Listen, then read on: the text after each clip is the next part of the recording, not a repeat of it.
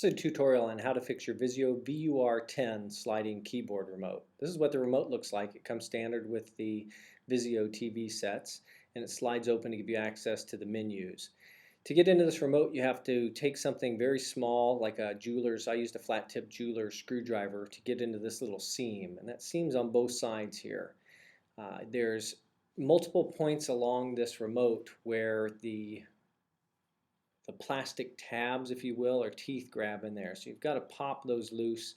You can start either on the end here or towards the middle where you see my thumb at. Sometimes it's easier to start in the middle where I'm coming around here, and you can see that it's starting to open up. Now be careful. You can see some of the little black plastic shavings that popped off. It's a really tight fit to get in there, but once you have it started, you can see how it starts to come apart.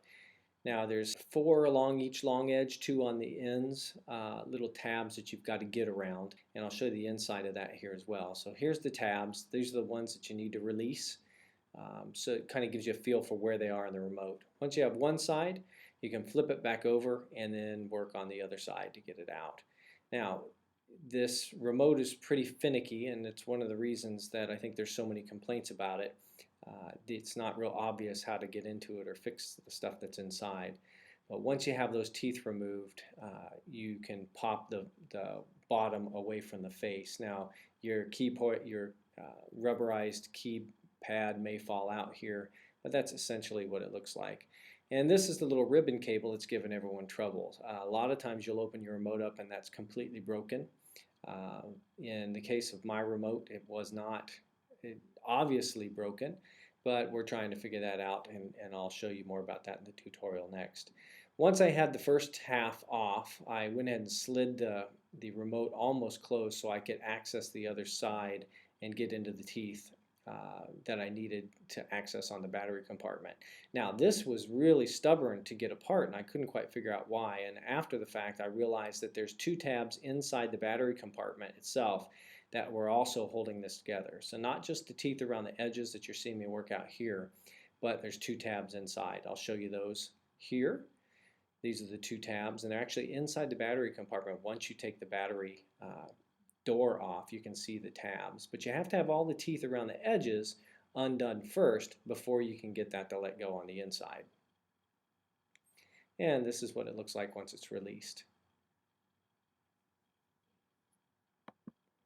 Now your next challenge is to get the ribbon cable itself out. So in the case of mine, since it wasn't broken, I've got to very carefully use a fingernail or something soft to peel the tape that's holding the ribbon cable in.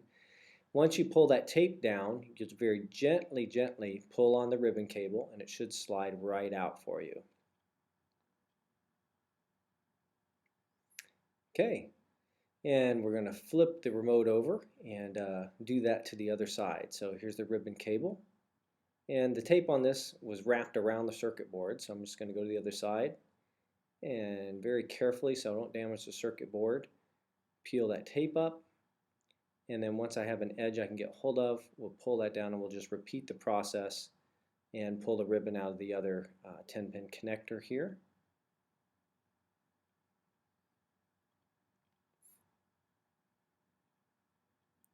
And once the ribbon is released, and again it may be in 2 pieces, that seems to be what's causing most of the problems with these remotes, is the sliding action damages or breaks this ribbon. Now, since I can't see where mine's broken, I needed to get a multimeter.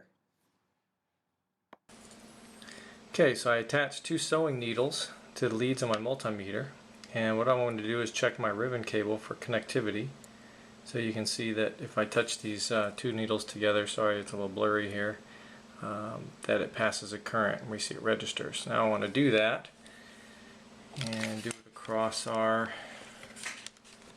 ribbon cable, which is kind of hard to see here, and I can't get close enough with this little flip camera to show you, but there's individual ribbons here, and since I don't see any breaks that I can tell, I'm going to measure across each of these connections. Second pin's good.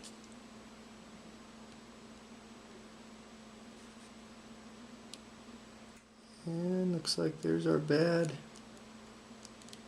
pin right there. So now that I know I have a bad ribbon cable, I need to go online and order another one. So here's the information that you need to do that. If you go to mouser.com and do a search for this part number, you'll be able to find a 2-inch 10 conductor 0.5 millimeter flat flex ribbon. Well, thanks for watching this tutorial. Sorry about some of the blurry footage. I was using a fixed lensed flip camera, which was hard to focus in the close-up environment. So hope this helps out. Have a good day.